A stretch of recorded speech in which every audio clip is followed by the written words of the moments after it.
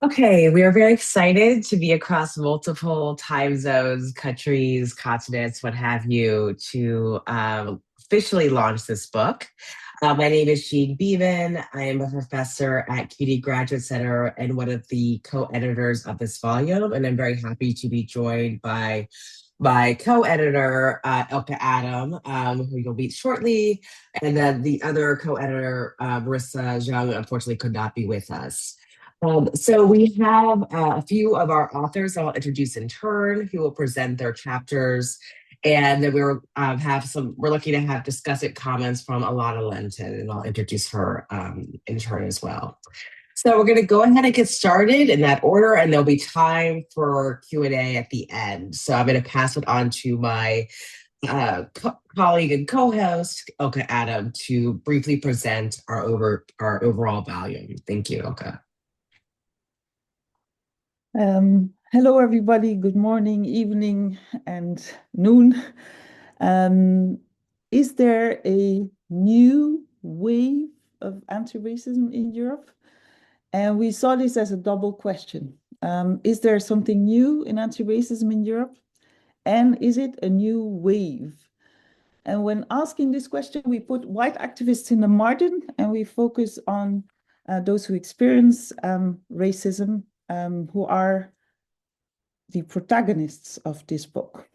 So when you see this question, you can possibly deduce that we posted before or just after Black Lives Matter 2020, and not in a more recent past when racial authoritarianism or the global reactionary turn or a new recalibration of white supremacy, as Alana Lentin called it, came to full swing. So we hope we asked this question in times with somewhat more hope for racial justice.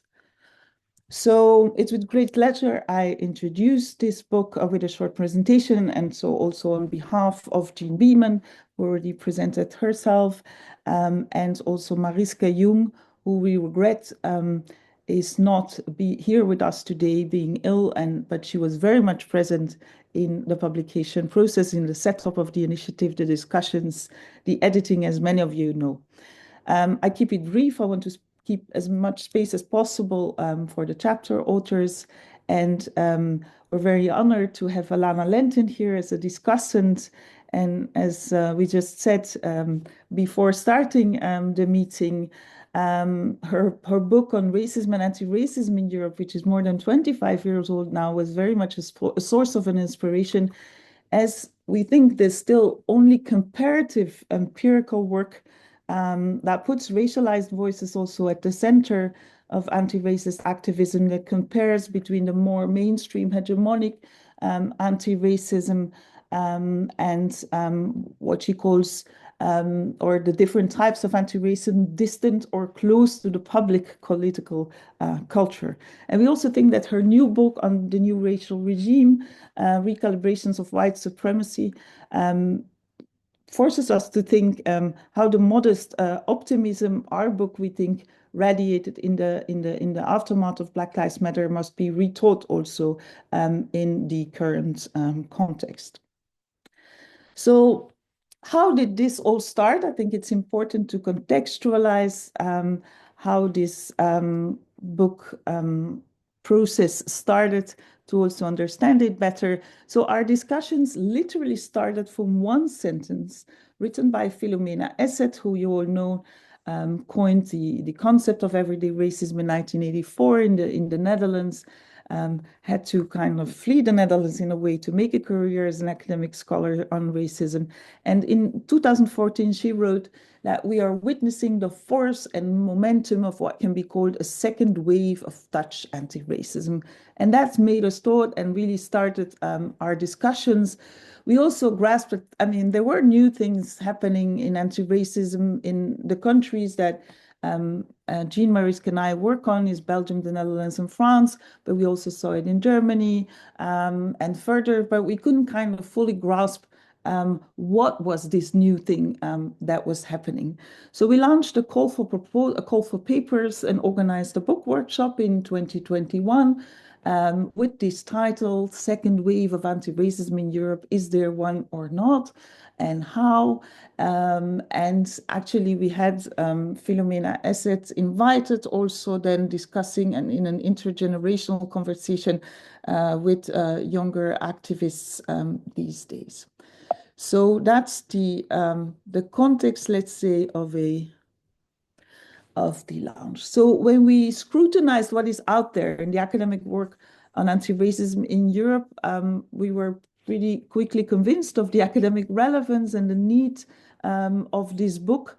And to conclude maybe with the last line of this slide, I mean, we saw that, I mean, when Alana made this observation in 2000 of the paucity of empirical work on anti-racism in Europe, that had definitely evolved. There are far more case studies and so on, but we lack still comparative empirical work.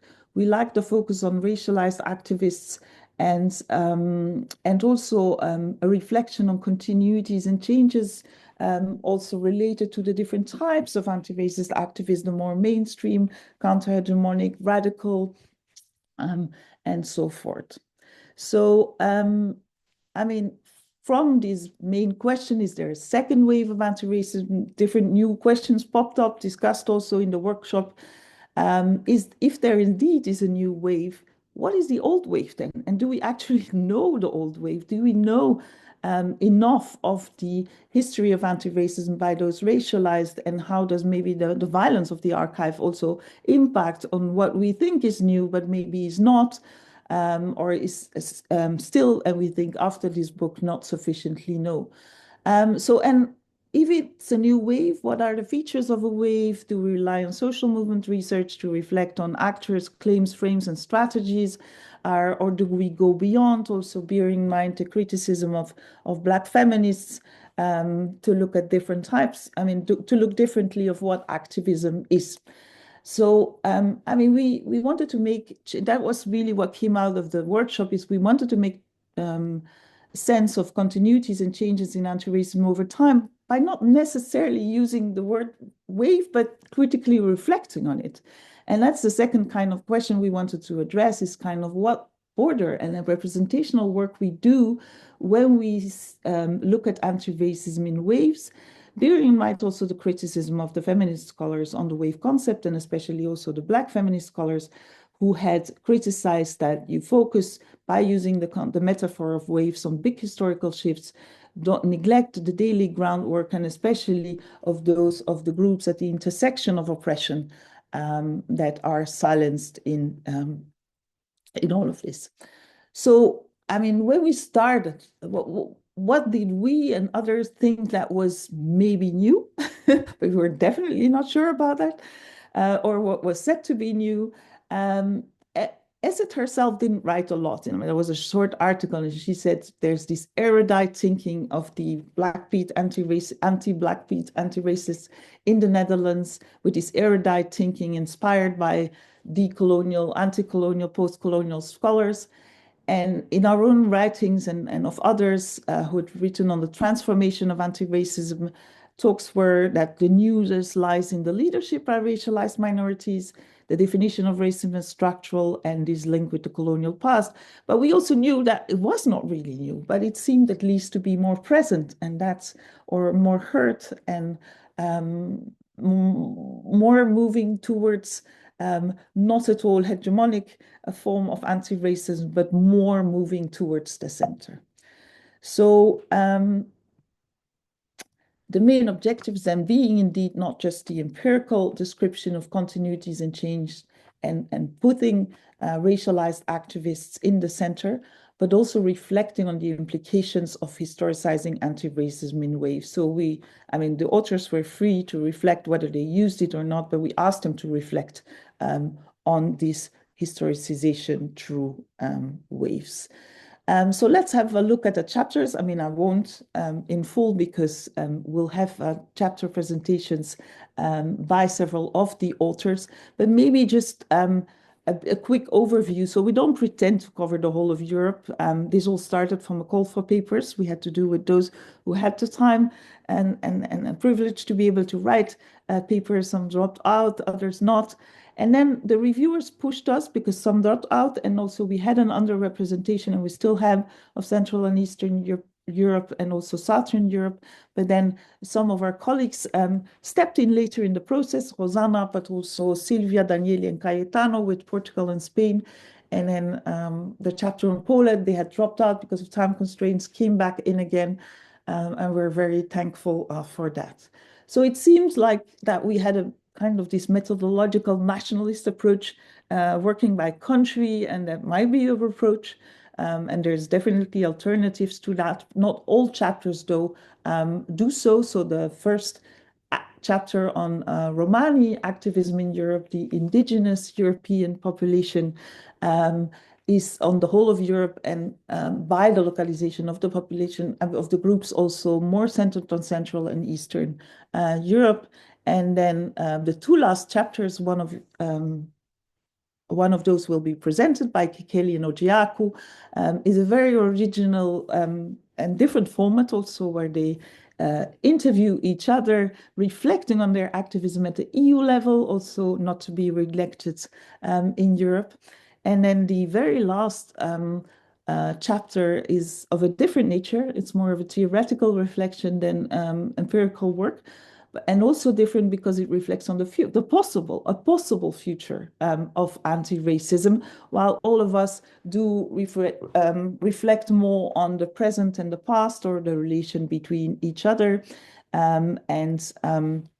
Mariska here reflects on this deep entanglement of racial and animal question, and critically reflects also on this call towards humanization of anti-racist scholars, movements, activists, thereby involuntarily tapping into a kind of Western ontological framework that is not universal but situated.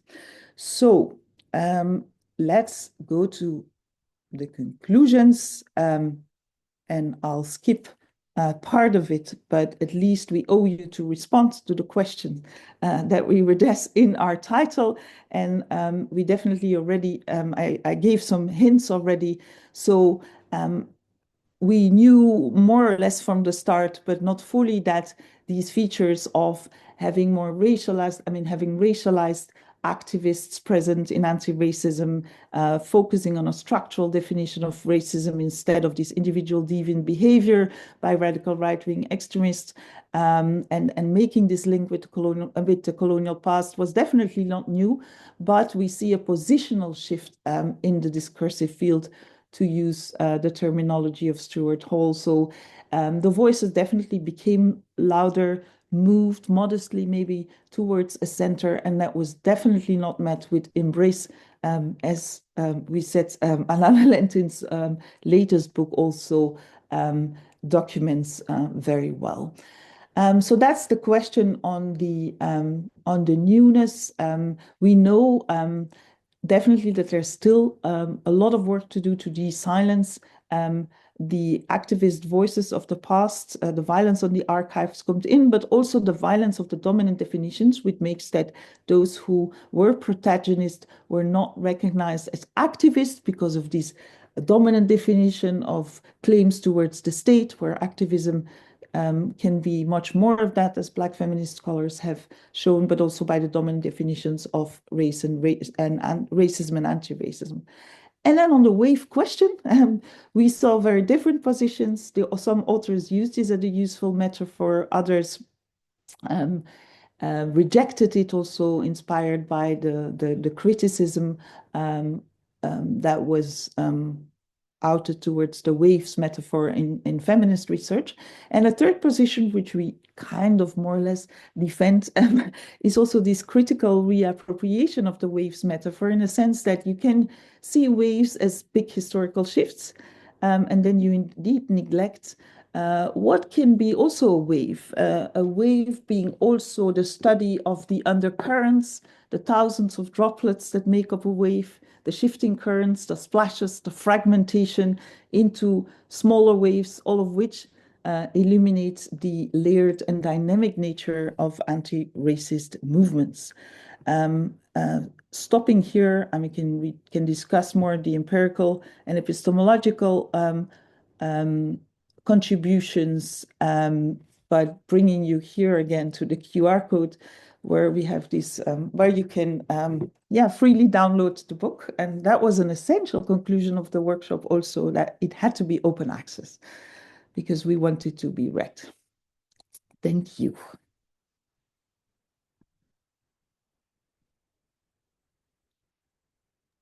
Okay, thank you so much, Ilke. We're going to move on to the presentations of the very unfortunately brief presentations of the individual chapters.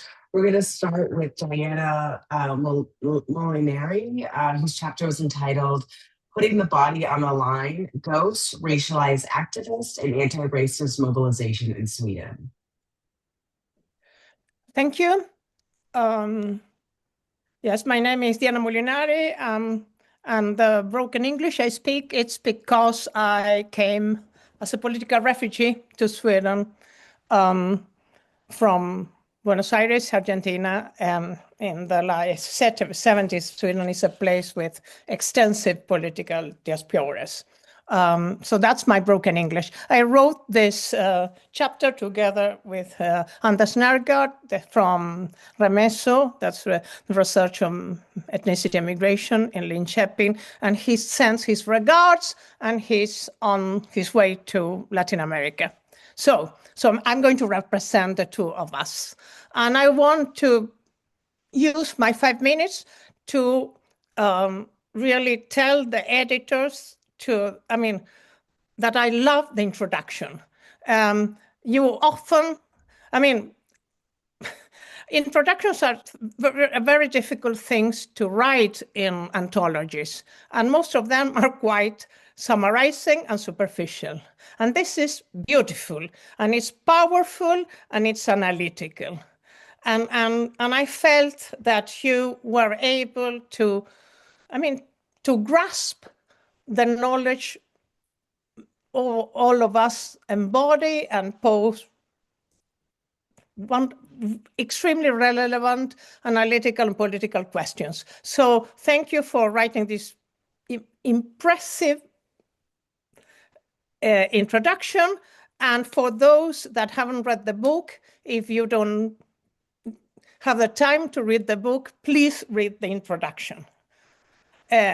So that could be, because I believe that grasps, it puts the issues on. Yeah. What we did was to try to answer these impossible research questions through an analysis of a number of studies we did in the place that we are located, that's Sweden.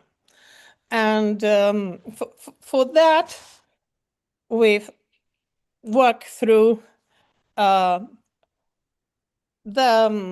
we wanted to, in a way, explore the systematical exclusion of negatively racialized, anti-racist activists in narratives about the construction of democracy, the nation, and social movements. But we wanted to also argue for that this is not an issue of representation. It's an issue of epistemic racism in the level of knowledge production that is excluded through the exclusion of this category of these people, these activists. And we had this very beautiful quote from somebody who said, well, I was there, my granny was there. And it's a kind of, we were there. It's very, very, I'm trained as an ethnographer, and when people repeat something, we were there, my granny was there, so what's about that? And we do, I don't know, I didn't, when these conclusions were presented, I didn't know where to locate myself. I'm quite ambivalent to the issue of waves. I'm trained as a feminist, and everybody as a feminist have read Clara Hemmings. I'm trained as an ethnography, and I, in a way, enjoy the dirtiness of the social. So, and in one sense, I was quite ambivalent. And the concept of critical events, in a way, help us to grasp what we wanted to to illuminate, and that was how the presence of negatively racialized anti-racist activists contribute to transform, to challenge, to transform mainstream understanding of racism. And for that, we identified three critical events in Sweden. The first one in the 90s with an extensive neo-Nazi mobilization in the streets. The second one 10 years later, in which a very well-known anti-racist activist was nearly killed in a feminist mobilization, the 8th of March.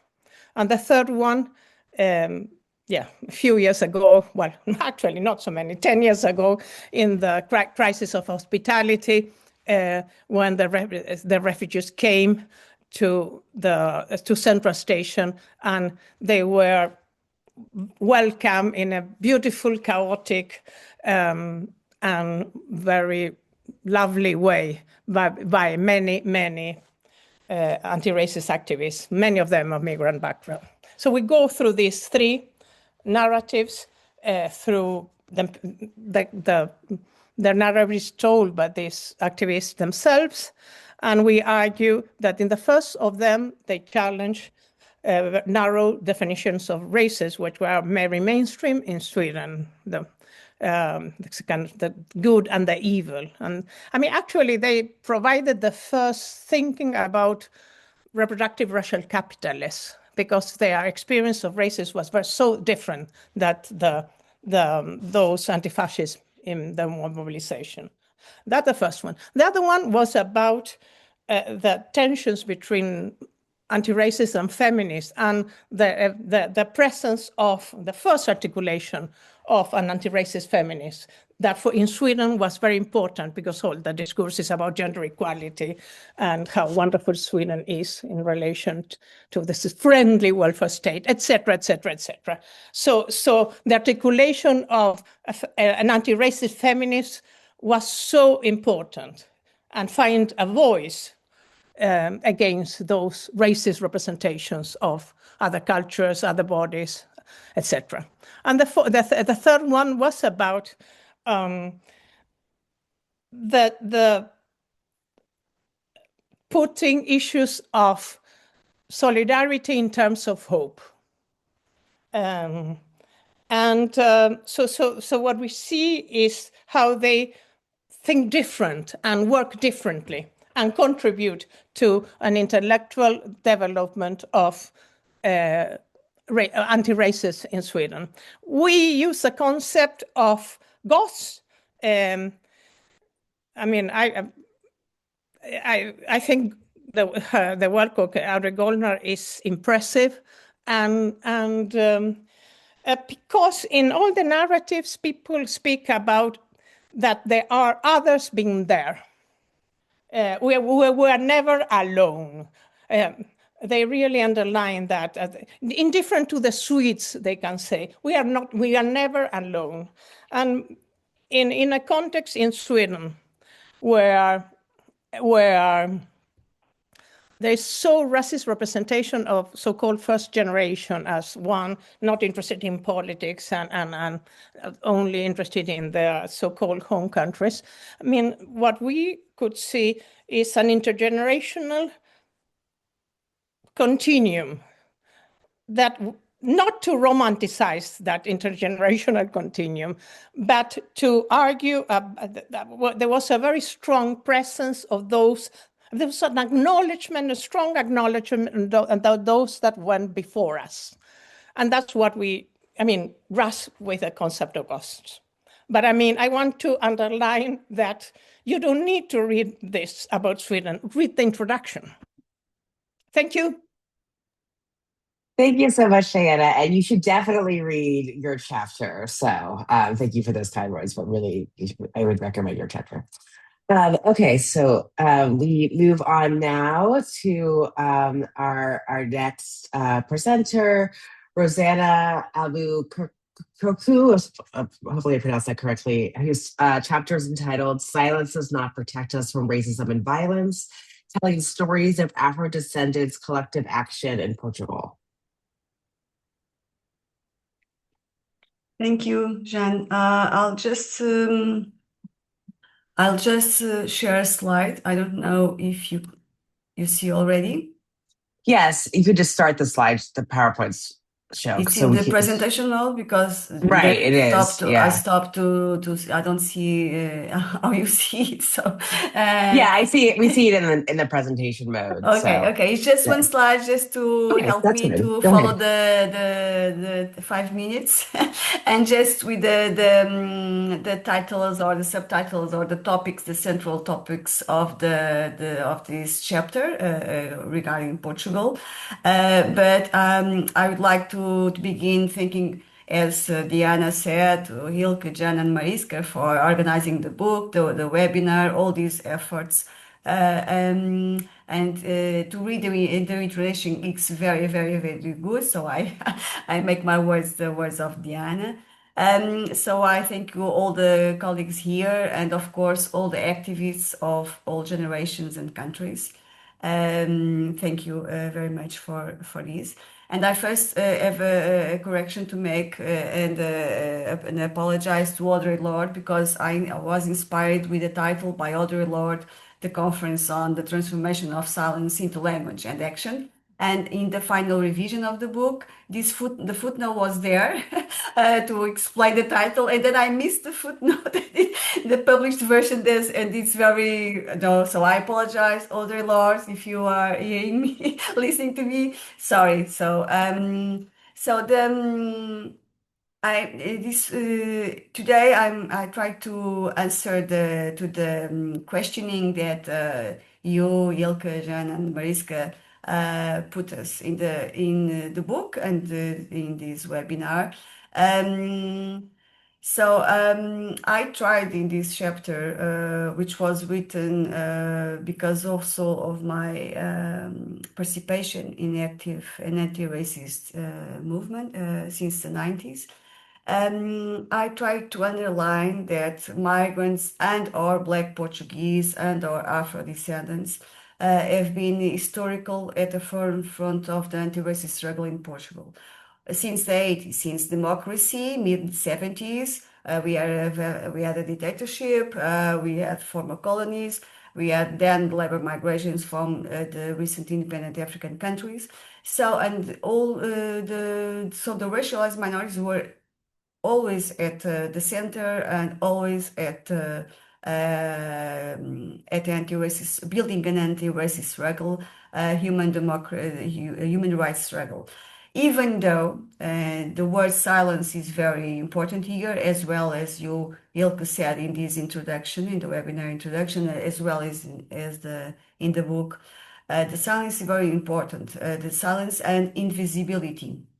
The concept of ghosts that Diana Molinari used and the colleague used in Sweden is very interesting, and because although they were always here, and I like to quote also a slogan of the demonstration. So every day, our civic intervention is every day, an everyday struggle against racism and xenophobia. This is said in demonstrations. This is said by many, many, many activists, especially Anabela Rodrigues, who is a Portuguese Black woman activist, very well known.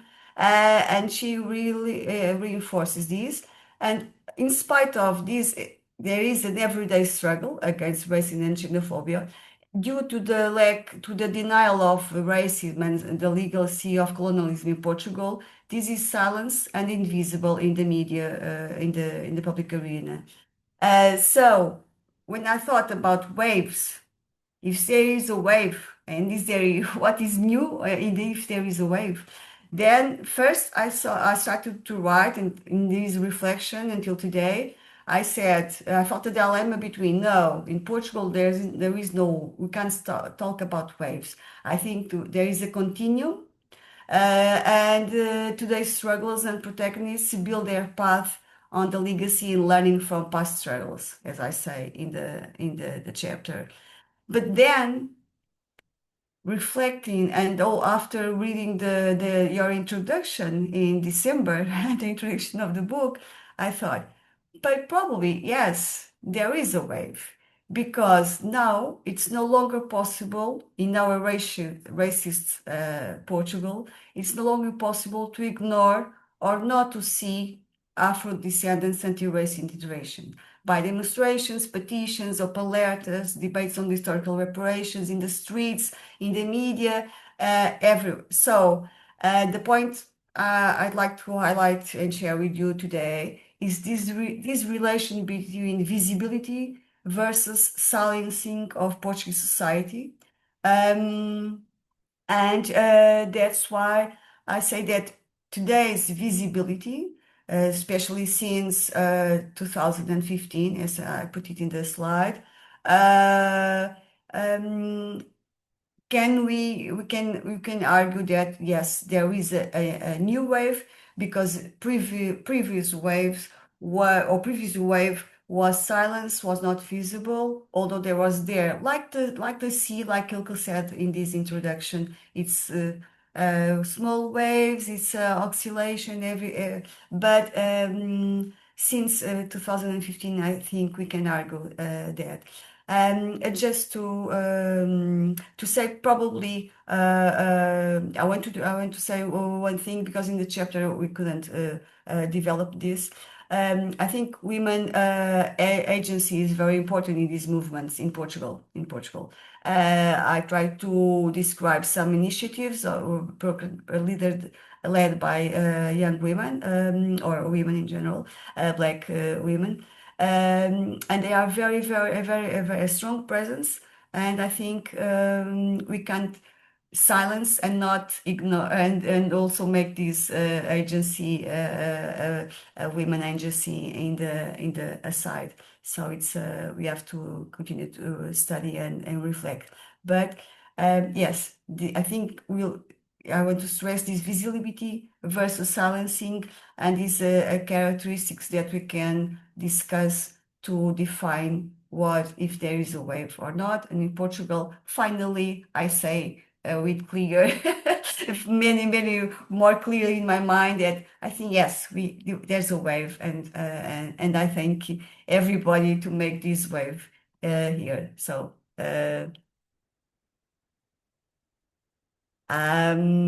So it's just my contribution with this question, with this answer to your questioning, and these are in the slide. I try to summarize the points I want to I describe in the chapter. So, but you don't need to read the chapter. You can read the introduction, as Diana said. No, read the chapters. I'm reading all the chapters. It's very yes. good. Please read all the chapters. Thank you so much, Rosanna. Okay, thank you for another excellent presentation. We'll move on to Sibo Kanobana's chapter, which is entitled "A Language of Blackness: Black Subjectivity and Black Activist Politics in Belgium." Okay, thank you, Jean. I prepared a text because you told us 6 minutes, and I was wondering how I'm going to do this in 6 minutes, but okay, so in my presentation, I want to discuss the key arguments of my chapter that I wrote together with Emily Amponsa and Sarah Demar, who unfortunately couldn't be here today, but who I will represent. And in our chapter, we examine the evolution of Black subjectivity and activist politics in Belgium between 2010 and 2023. Our chapter traces how individuals of African descent have moved from earlier forms of Pan-African organizing toward a more recent and explicitly political embrace of what we label Blackness, often intertwined with Afrofeminism. Now, by situating this process within Belgium's colonial history, also its ongoing systemic racism, and of course, importantly, the country's linguistic divides, predominantly between the Dutch-speaking Flemish and the French-speaking part, our chapter highlights how activists mobilize identity, not only as a marker of belonging, but even more importantly, as a strategic tool to challenge Eurocentric narratives and state-mandated invisibility. Now, one of the central arguments of our chapter is that contemporary Black activism in Belgium is fundamentally pluralistic. Earlier activist models, like in the 1990s, for instance, often emphasized national and ethnic affiliation or religious affiliations, sometimes privileging specific migrant communities over others. But in contrast, more recent activism, which we would call maybe the new wave, embraces a broader sociopolitical front that incorporates diverse voices within the African diaspora. And this includes people born in sub-Saharan Africa or the Caribbean or the Americas, but also second and third generation Belgians, or mixed race individuals, or transracial adoptees, and groups also historically marginalized within both scholarship and activism here in Belgium, such as people from Ghana or from Mauritius or Afro-Caribbeans.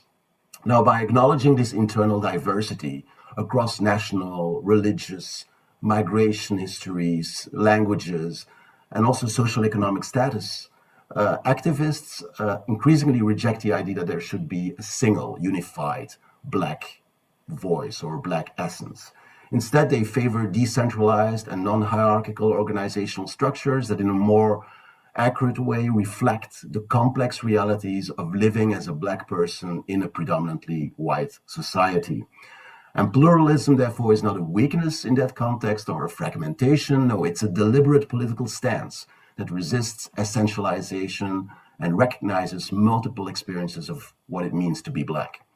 Our chapter also describes an important conceptual shift, the movement from Blackness on the one hand as a strictly imposed colonial category, like, the N-word is doing, toward Blackness as an empowering political tool. And activists employ several strategies to accomplish this transformation. I don't know if I have the time to address them all, but I'll start first with a strategic distinction between cultural and political identity. So a term such as the prefix Afro is often used to signal cultural heritage, ancestry, diaspora connection. But in contrast, you also have the term Black, that is then translated into Dutch and French as zwart in Dutch or noir in French, and is used as a political identifier. And choosing the term Black allows activists to position themselves directly in relation to whiteness and to foreground structural inequalities, rather than just focusing solely on internal community identity. In other words, we argue that Blackness becomes a relational and political category that exposes power dynamics. A second strategy is that language itself becomes a tool of resistance. Particularly, we can see that in the Dutch-speaking part, Flanders. Collectives such as Black Speaks Back have worked intentionally to cultivate a Dutch language, a Dutch vocabulary capable of addressing anti-Black racism. And this is significant because racism against Black people is often not acknowledged in the Dutch-speaking world. It's often seen as something from America that has nothing to do with here. But by introducing concepts such as the Black Atlantic, but also Black identity and zwarte identiteit in the Dutch discourse, activists connect Belgian experiences to transnational histories while asserting also their local relevance. Now, in the French-speaking region, we see that the concept of Afrofeminism has also gained prominence, and that activists draw on the intellectual repertoire of African-American Black feminist thought, while also at the same time simultaneously emphasizing African anti-colonial genealogies and post-colonial realities. And this adaptation illustrates how global frameworks are not simply imported, but translated, reshaped, and localized to the Belgian context. Maybe a third strategy, and maybe the last one that I will address here, it's how in our chapter we try to emphasize that Blackness is not treated as a fixed or a monolithic identity, but rather, and we are inspired very much by Stuart Hall here, to understand Blackness, like Stuart Hall presents also race, as a floating signifier. So individuals navigate Blackness alongside other subjectivities, their gender, their sexuality, their phenotype, their class, their language, and so on. So mixed race individuals, for example, have sometimes adopted the politicized Black identity to resist respectability politics that historically pressured them to distance themselves from Blackness. And this demonstration that Blackness can primarily function as a site of inclusion, of solidarity, rather than exclusion and essentialism. Now, ultimately, our chapter argues that the redefinition of Blackness in Belgium is not merely a symbolic. It constitutes a profound political intervention, we believe. Blackness becomes a tool for coalition building, for critique and empowerment, one that remains historically grounded, yet flexible, fluid, open, never closed, enough to accommodate diversity and pluralism within the diaspora. And this pluralistic approach allows for the emergence of what we might call in our title, a language of blackness, one that is culturally and historically distinctive, but that is never finished, that is never, that doesn't contain guarantees, or that is never closed or static. So just to close, contemporary Black movements in Belgium are not simply a reaction to exclusion. They are actually actively reshaping political discourse, redefining what it means to belong, and challenging the structures that have historically rendered the Black experience invisible. And by doing so, these activists reposition Blackness from a category imposed by colonial power that is illustrated very much by the N-word to a resource for political agency and for a new political and collective imagination. That was it. Thank you. Thank you so much, Siva, for another wonderful presentation. Our last chapter overview is with Ajoku Naimda, sorry, that's your name, Kekali Kokopunom, sorry. His chapter is entitled Reflections on Anti-Racism, Migration and Policy in the EU. Okay, I hope you can hear me okay. My name is Ojiaku and I'm presenting alongside Kekeli. We authored chapter 12 and we authored it from our specific perspective. Both of us, Black women, worked in Europe.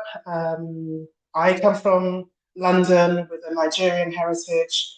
Kekeli can explain her heritage too.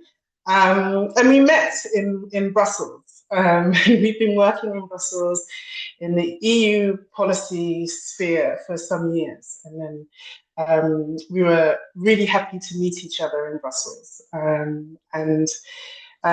We also to say thank you for allowing us to present and also giving us this opportunity to discuss our work and reflect on our work, which is really what the chapter is. It does not follow typical academic structures. We're really in conversation with each other. We are also good friends and colleagues. And I primarily come from an anti-racist background, and Kekeli is an expert in migration and diaspora issues. And it was really a wonderful moment for us to come together and discuss how anti-racism is addressing racism in Europe, and we specifically looking from this EU policy perspective. And then we didn't look historically over the years. We just took 2020 as our starting point for discussion, because it really does look, this like 2020, the global uprisings really do look like a new wave. Something new is happening in terms of activism. It's global, it's multiracial, it's very, you know, a lot of the ideas around the fourth wave of feminism, you could see, or we could see and compare to this moment in 2020. And so we took that as our starting point, and we're asking ourselves, like, do we think that this is a new wave of anti-racism? And I think, of course, we witnessed some changes in terms of representation in the movement, and also in terms of policy areas, in terms of there was a new anti-racism action plan. But we did have to ask ourselves, was there something that we missed here as an opportunity to decolonialize Europe and look at the migration policy? And we felt like potentially that we did miss the opportunity, and there wasn't this resounding wave, and rather there was more a kind of ripple effect, a stone in a pond or a lake.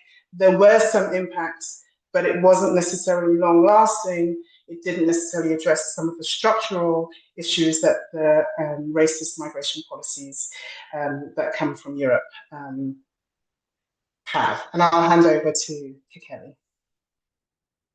think as Ojaki said, we had a long discussion on those water metaphor, wave in an ocean, that ripple, that stone in rippling in a puddle. But what we agreed on in the end was kind of from where we were in the EU policy waters, we felt we were in some kind of stagnant, near toxic waters when it came to, if you're looking at migration policy, and in something that we mentioned in the article, that we felt that the seeds for a backlash were already there.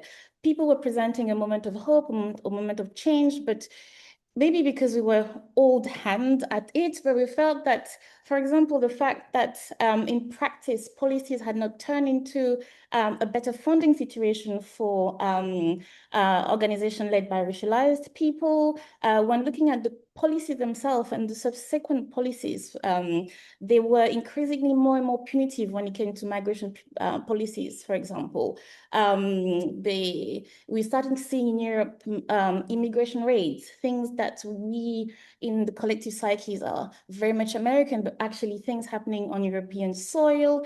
And then something that happened, it's a kind of international crisis. A few of them things, the time of writing the article, meant that the attention, the political and media attention shifted from anti-racist work at EU level.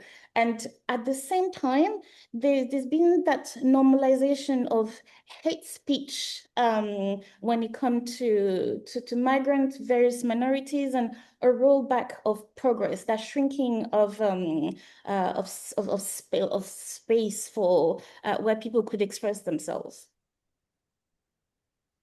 And we also discussed in our chapter that, what is anti-racism? What is this work that we're doing? And then we were really appreciative to have this moment to reflect on that. But at the same time, we felt that it was kind of a bit abstract to have these discussions. Obviously, coming from our practitioner perspective, we needed to think about the implication of anti-racism work, and we, of course, are thinking about the implication in terms of policy changes, and we understand that anti-racism can be broader than that. Many have talked about the cultural implications and the political implications of anti-racism. And I think we, as practitioners working in the EU space at the time, were really feeling like the migration policy context was so undermining and so harmful to the anti-racism work that we were doing that it couldn't really be ignored in the discussion about anti-racism. And so we were asking ourselves questions about anti-racism as a tool. Like, is it a tool for liberation? And how can we assess this tool as a tool for liberation in Europe when we see this as such an oppressive European state, or many nation states, where it's very white, and we are always othered. We are always the ones with migration background. So how do we imagine liberation for racialized people in Europe? And we ask the question of whether anti-racism is a tool. Isn't it a tool that we want actually to disappear, not to keep looking at the different formulations of it? And I think we strongly agreed with what Sibo said about that thinking about anti-racism in a global way. And it's I think the last week Munich Security Conference in a way was an interesting I don't know if it's an epilogue or a point to our chapter, because so last week, U.S. Secretary Rubio, in his speech, a speech that's really, from the commentary I saw, was about how he was reassuring when it came to transatlantic relation. But what I heard and then was actually some kind of nostalgia about, and some of the word that was mentioned, the great Western empires, talking about new Western time, a new Western century, and it's and how that speech received a standing ovation by European leaders, and it was a reminder of how of the waters we are doing our anti-racist work, our policy work, that a lot of things have not been unpacked, and without spaces where we can do the thinking, can come together, be in community and strategize, so that, as Ojaku said, anti-racism become a tool for action and to make racism history. We will be faced to ceaseless waves of racism. I think we were talking about wave of anti-racism. In the end, we really felt like it's actually some kind of tsunami of racism that we are facing. But somehow we still remain hopeful that all together we will be able to shift and change the waters. Thanks.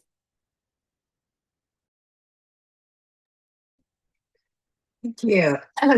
Is that just making sure you're going to that? Okay, thank you so much. And for another great chapter overview. We now will move to our discussive comments with one of my academic heroes, Professor Alana Lentin, who is joining us very late in Australia to comment on our volume. Thank you so much for joining us. Well, thank you so much, Jean and Ilke and everybody, especially all of the authors who are here and all of the authors who couldn't make it today. And of course, everybody who's joined on this webinar. I mean, I have to say, it's an absolute honor to have been sort of considered in this book. And when I read the introduction, I was really extremely moved and touched by the obvious engagement that you had, in my work and how you've built from that in very, very generative ways. And I wanted to just, in the time that I have, just reflect on that a little bit. Recently, some of you might be aware, John Solomos wrote a book, Anti-Racism, a Critique, that a few of us were invited to give comments on. And there's a collection of comments. Jean wrote one, I wrote one, Satnam Verdi, and some other people wrote responses to the book. And what was interesting about it was that he, while mentioning some of the research that has been done on anti-racism, sadly not your book, because I think he was too late for it, or you were too late for his book to be included in it. The overarching point that he makes is that there's very little research on anti-racism. And I think that still continues to be the point, the truth. When I brought out my book, which was based actually on my PhD research that I conducted between 1999 and 2002, and the book came out in 2004, there were very, very few books, studies of anti-racism, and certainly no studies of anti-racism that were focused on Europe. And reflecting on my own career since, there's been almost no opportunities since to conduct the kind of in-depth research, the sort of engaged empirical research with activists, putting anti-racist activists at the forefront, listening to their voices, listening to their own narrations of their own motivations for their politics, the kinds of challenges that they faced, and the very divergent views among the different forms of anti-racism that they espoused. There's been little opportunity for that kind of research to be supported because, in fact, as I noted in that book, and as I think I cited Alistair Bonnet in his book on anti-racism, where he said, anti-racism has never been treated as an object of serious study. And I think that continues to be the case. And that was the point that John was making in his book and advocating for the need for more research to be done. But also what you've managed to do in contradistinction in this book is to actually, indeed, yes, bring together a group of very committed anti-racist scholar activists to really interrogate the nature of anti-racism in the current conjuncture. So I think this is just hopefully opening the door to what should be much more research in this field. And so that's kind of really made me think about, so where are we today, and trying to reflect on, what it is that I tried to contribute in my work on anti-racism, which I think we are still grappling with, is that obviously, as has been identified in your book also, that anti-racism is not any one thing. And the problem, as I think, activists in France around, for example, the Parti des Indigènes de la République, were speaking about the distinction between moral anti-racism and political anti-racism. And I think very often in the mainstream, but even within social sciences and even within activism itself, and this is reflected actually in John's book, and this was a little bit of I guess, a tension or a disagreement that I had with the thrust of his thinking on what anti-racism is, that ultimately he took what I think we could describe as the moral position on anti-racism, that it's a set of ethical commitments or principles. And I guess, unfortunately, the point is that anti-racist politics is a lot wider and more diverse and often conflictual than that. And the problem that anti-racists grapple with, or that, let's say, radical anti-racism grapples with, is that very often a normative understanding of what racism is, which is something that you also talk about in the introduction to the book, poses a problem for the types of epistemic racism. Diana mentioned epistemic racism, which lands us in the issue of, well, if we take anti-racism as a universal endeavor or a moral standpoint or an ethical, principle that we're all supposed to be broadly with, then we can see and we have very concrete examples of that in the present, how anti-racism, or something that's being named anti-racism, can be taken in various directions and used to ends that are actually standing in contradistinction or in opposition to what our aim should be as those of us who wish to dismantle and destroy racism and racial capitalism. And I think those problems that we, as anti-racist scholar activists, so people involved in anti-racism and trying to interrogate it at the same time, have always been grappling with. So this, not just the multiplicity of anti-racisms in a neutral sense, but the kind of, for want of a better term, kind of counterinsurgent practices or ideologies baked into certain forms of anti-racism, which thwart the struggle against colonialism, imperialism, and racial capitalism. They continue to pose problems. And these are not new challenges, even though we're witnessing what some of us are calling a backlash or a whitelash against, the 2020, the global uprisings for Black lives and everything that followed in the wake of that, which this book deals with. But this is not, this is not new. So we've seen these kinds of backlashes coming back again and again, which is something that my new book, The New Racial Regime, tries to look at. I mean, in fact, somebody asked me the question, why is it called The New Racial Regime? And ultimately what you're arguing is that this is just a recalibration, to use Cedric Robinson's terminology that I take up in the book, of kind of the racial regime as it has existed in its various instantiations. And rather than being constantly completely renewed, it's just recalibrated by degrees. And anti-racism is always kind of playing catch up with the various guises of racism, I suppose we could call it that. So then that leads me to the last reflection that I have, I guess, which is on the question of waves, which is what we're really supposed to be talking about. And here I think epistemic racism comes into play again, or if you like, standpoint or positionality, which is what this book very much tries to do by putting those who experience racism, those who are faced by, daily structural racism at the forefront of the, of analyzing what the challenges are for anti-racism, but also what race does and what racism is. And so when we think about it from that perspective, and we don't think about anti-racism as having this moral imperative to challenge something that's being called racism, which only is allowed to have one definition, and that's kind of for want of a better term, a white, universalizing, neutralizing understanding that is very much not grounded in the experiences very often of those who actually experience racism. But when we look at it from completely the other side, my little watermelon's falling over, and when we look at it from the other side and we think about it from the perspective of actually the global majority of people, those who, unfortunately, because colonialism and imperialism continue and the Western order continues to shape the realities that we all face, from that perspective, there's a lot more agreement about what the challenges are and how to face them.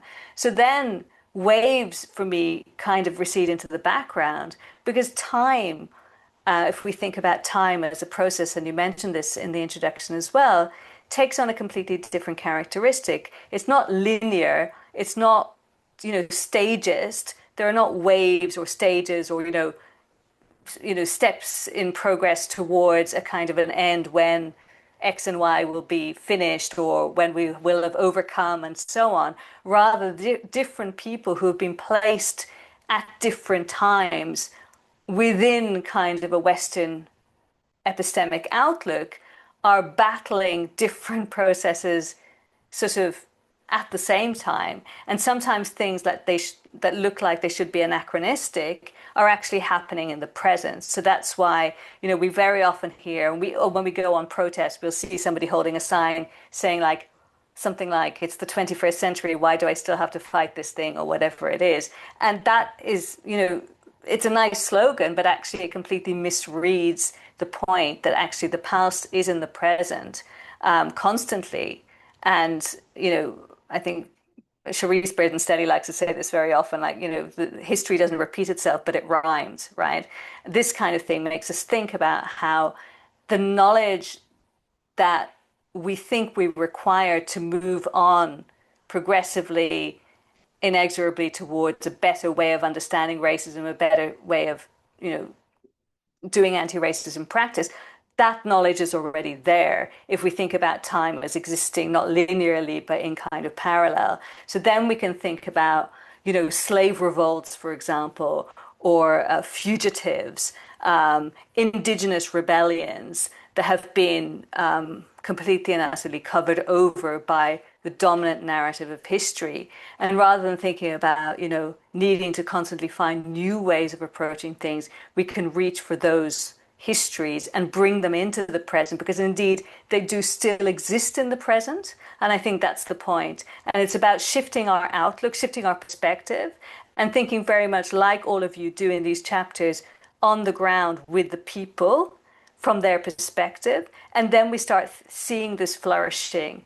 And then the aim doesn't necessarily become to change policy or to, we need to do those things as well. I'm not discounting the importance of them, but the aim becomes to build a kind of, how would we put it, a force from the ground up that becomes so strong that it will eventually win, rather than thinking we need to reach for the top and appeal to them to do something. So that's kind of my reflections. There's a lot more that I could say.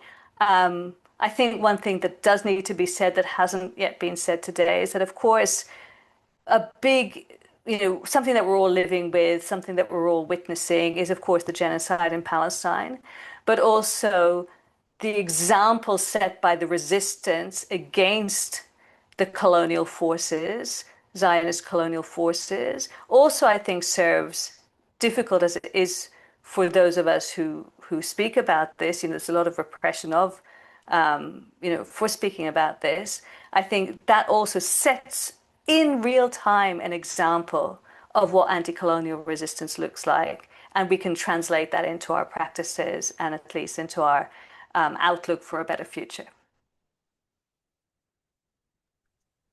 Thank you so much, Alana. That was very generative and thoughtful. And especially thank you for bringing in the question of Palestinian liberation, which has to be on the forefront of how we're thinking about a range of issues, including the ones animated in our volume. So I'm going to invite, I'm going to kind of pin the other our panelists and see if anyone wants to respond to Professor Alana Lentin's questions, and also open it up to our broader audience.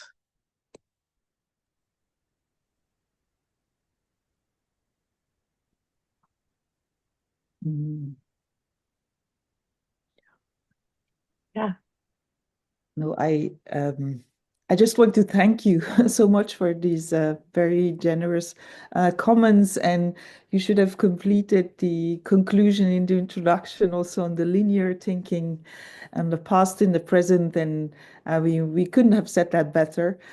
So we hope to continue the conversation. And also, I had presented the book while I was on sabbatical in Montreal a few times, even before it was out there. And I mean, what really kind of missed out in the book is, and what happened in the meantime is not just a backlash, but the form of anti-racism through Palestinian resistance, and is also here, I mean, important moment that happened just after we had worked on our chapters. But thank you so much for these generous discussion, and I would like to continue the conversation in the future.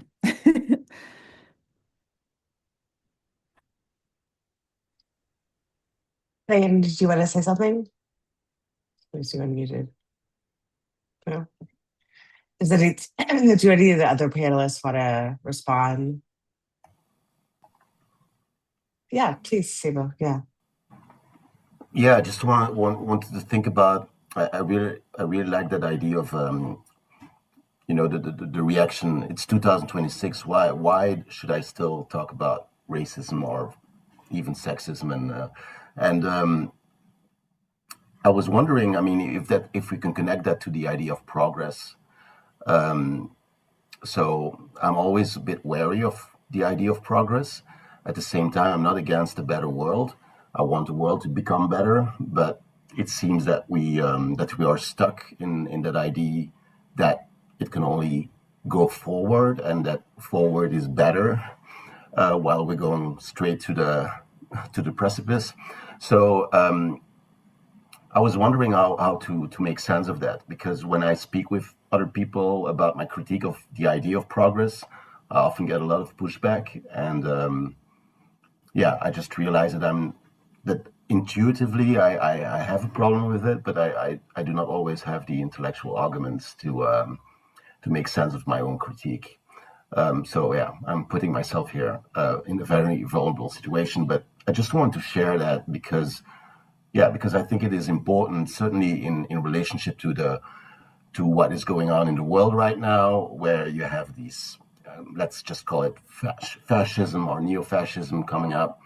But the critique against fascism is often a very liberal, progressive idea, and not very radical. And it's actually just reproducing the same problem that we, whether it's Trump or Kamala Harris, just to give these two examples.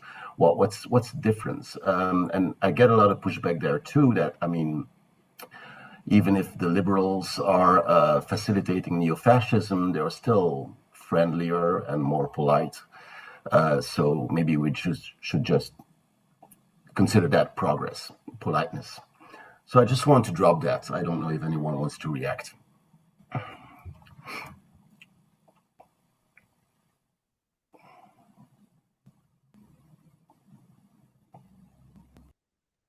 I mean, I could say something because I love this topic. I think it's really interesting. I'm thinking about this because I have to write an article, which I haven't started yet, but it's about solutions. It's about being asked for solutions. And I'm sure everybody here has been asked, so what's your solution when you talk about racism? And I'm absolutely fascinated by this question. And I'm wondering, I think it's a sort of a silently violent question, because it's like, do you know that horrible racist comedian Sarah Silverman? She was once asked to describe her character, and I don't like her, obviously, but I think the way she described her character always stayed with me. She said, "My character is ignorant but arrogant." And so this makes me think of that. So that kind of question is like, the kind of arrogance of thinking that there can be a solution, giving the weight of everything that we're facing, but also this kind of willful ignorance or white white ignorance, okay, of saying, you know, but you just haven't thought about it yet. Surely if you dig around in your brain, you will find this solution, right? And I think that implies that there's always something better in the future. And the assumption is that people who face racism cannot yet be there because they've been constructed, you know, by the Western epistemic outlook as being less than, or being, you know, not yet at the level of progress that's that's needed in order to be able to reach for these solutions. And so therefore the implication of that is like, let us handle it. We'll handle it, right? And if you don't want to go along with that because you know what's coming for you, then you're sort of punished either tacitly or more overtly. These days it's more overt. The punishment is more overt. Sometimes it's more covert. Sometimes it's less repressive. And so I think the violence of, you know, demanding solutions, asking us to get with the program, or, you know, Indigenous people here in Australia are constantly told to get over the past, or why are you still whining about something that was 238 years ago, even though 6 Indigenous people have been killed in police custody since January the 1st, 2026. You know, the violence of this is something very, very strong. And I think part of what anti-racism needs to do is to think about creatively, what's the word, opposing this demand for progress and solutions. But what world we then reach for needs an entire rethink. But as I said earlier, I think those answers are there. It's just bringing them together. Thank you, Diana, and then I'll jump in. Oh, yes. Well, Alana, I mean, your work is fundamental. It makes us survive. So when you think some, you know, oh, this it doesn't change, and it changes our life. So I mean, it's a survival. Your work is some survival kit. So I don't know if they change the world, but I mean, change our lives. And that is, I mean, the agenda now is survival. I mean, your work, it helps us to survive. So that is, so that was my first one. I said, what? you should know that. Two reflections. The first one was about the genocide in Palestine and the extensive mobilisations. And I was wondering, I thought maybe we can seduce these excellent editors in doing another book, because in the European context, I mean, in the Nordic context, which is where I am, what we experienced was a very serious fractures in the anti-racist movement. I thought everybody could support, and that was not the case. So there's on the one side, I don't know, Angela Davis was accused of anti-Semitism in Sweden. I mean, the level of fracture of the anti-racist movement in relation is in an extreme sionistic support. I mean, some sectors and of course the institutional, in the academy, etc., etc., etc.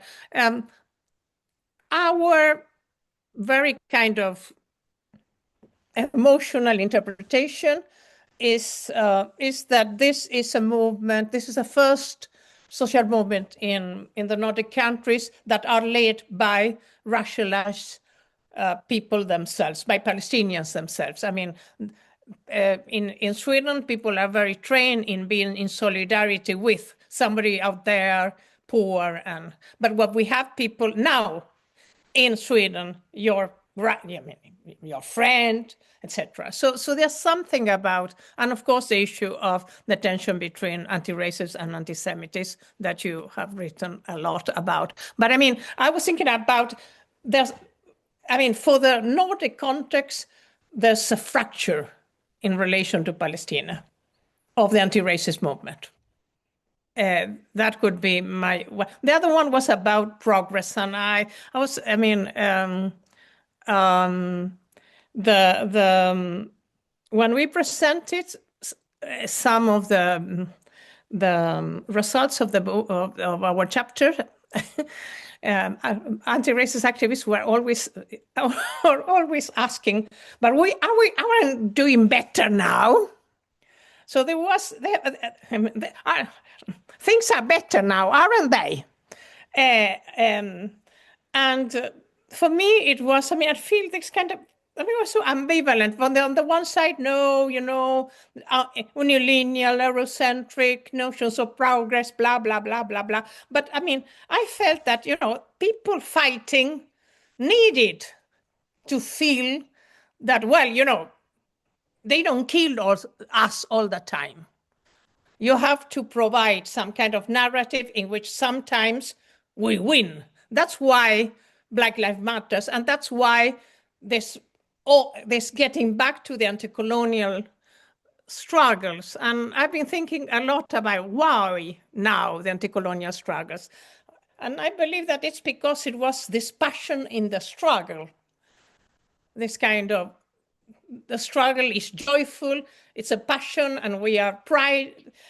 I'm speaking about what, if we don't provide notions that we sometimes can win, what kind of hope do we do? And what kind of hope do activists, when they read what we write, do they have? Mm-hmm. So that to the issue of progress. Thank you for that. I just want to make a couple quick remarks and then I'll go to Ojukwu.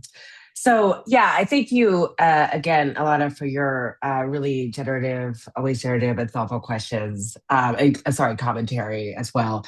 I really like this question of progress because I think it also, I think it's important to always keep in mind not just the sort of wins along the way, but also the sort of, for lack of a better way of saying this, the sort of seduction of progress. And I think sometimes that comes up when we're thinking about, we just have to work until X, and then we can sort of sigh relief, right? And sort of this sort of like, people need to know that there's going to be a sort of like, and thinking not to overly center the United States, but since that's where I am currently situated, I see that a lot in the present sort of movement, if you will, against Trump. Sort of like, we just need to get to the midterm elections. We just need to get to, the deportation regime we had before Trump.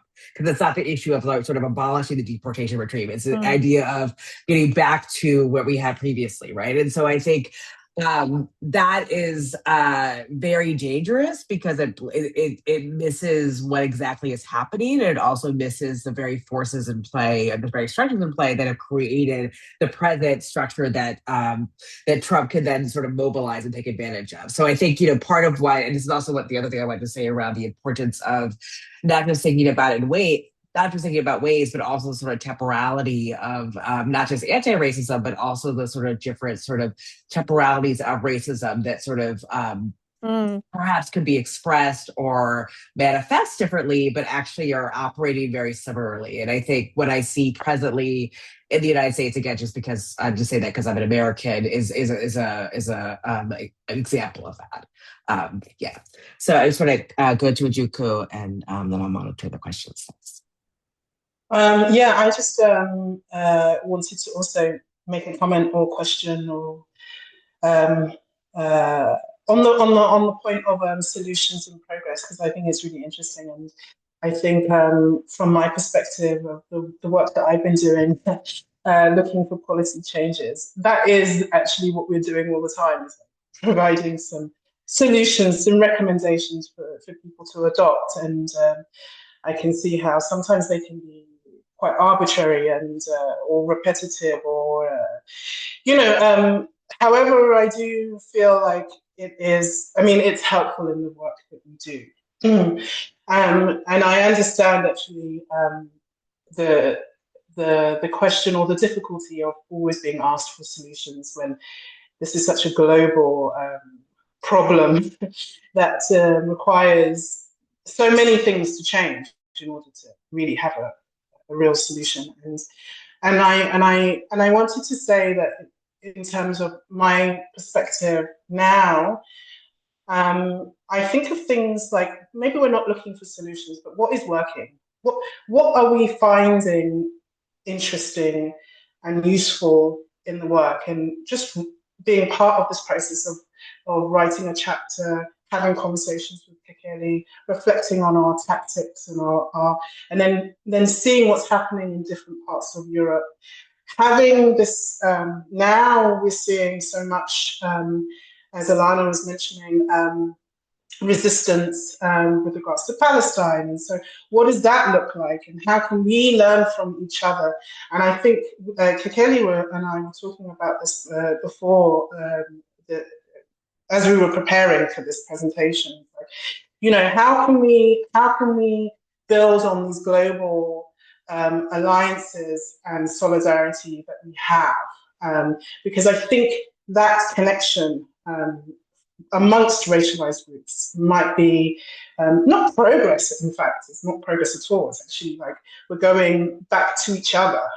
And I wonder if we can find more examples of what we think is working well, and not necessarily solutions or progress. Because and I just wanted to reflect on that and see if other people thought the same. Thank you. Does anyone want to take that up? Or if not, I'm going to read a question comment in the chat. I'll just go ahead and do that because we're getting close to time. So Gregory says, hello, as promoters and entrepreneurs, access to funding is a struggle for many around me, myself included, to ensure sustainability of actions and programs. So I'm currently shifting from how do we get funding to how do I build counter infrastructure not dependent, on validation from the same systems that marginalize us. Anyone more advanced on this journey, or resources or suggestions for this question, or thoughts on this?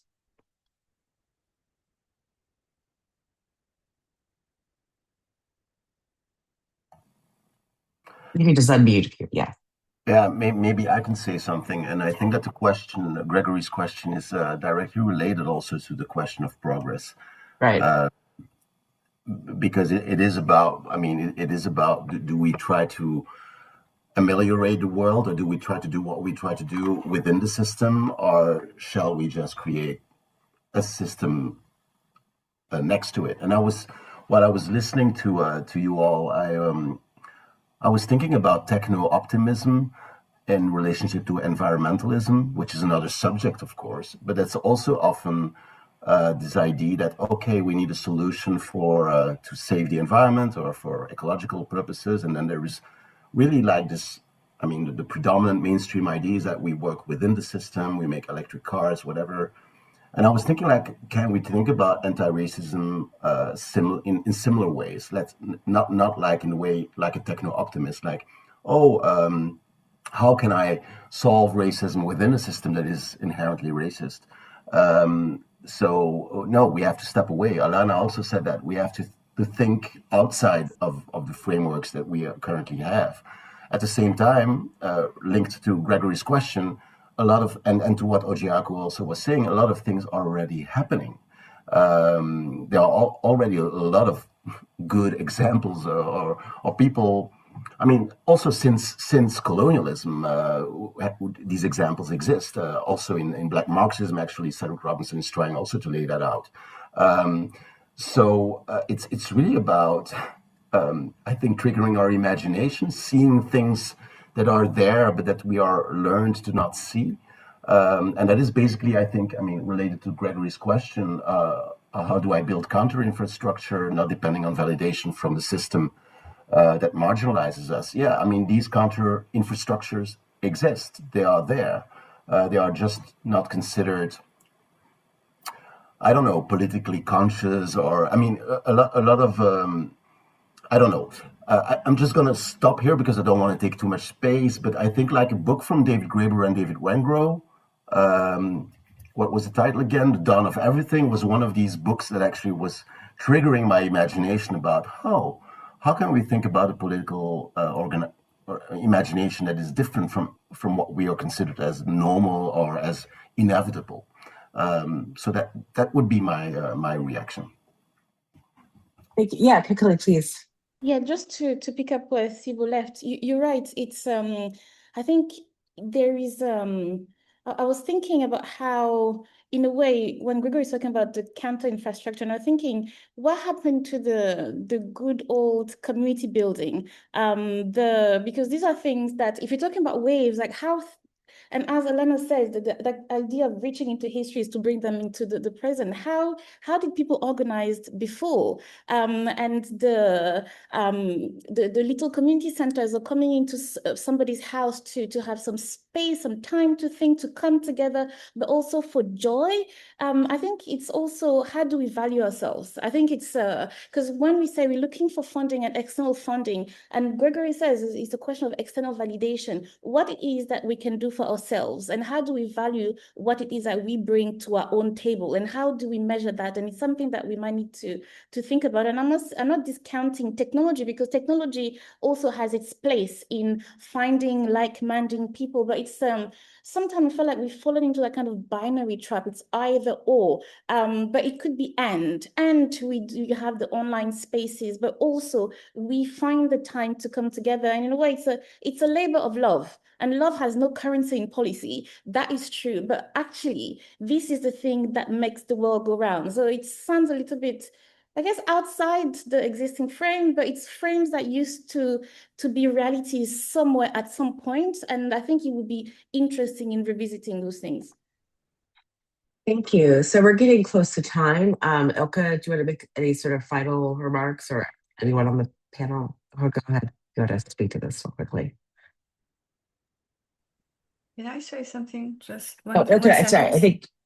Oh, sorry. Okay, go, Rosanna, go ahead. Yeah. No, it's just to thank you or thank to Alana too. I didn't read your recent book, but I'm thinking that this new racial regime, I think is very linked with this strength of anti-racism.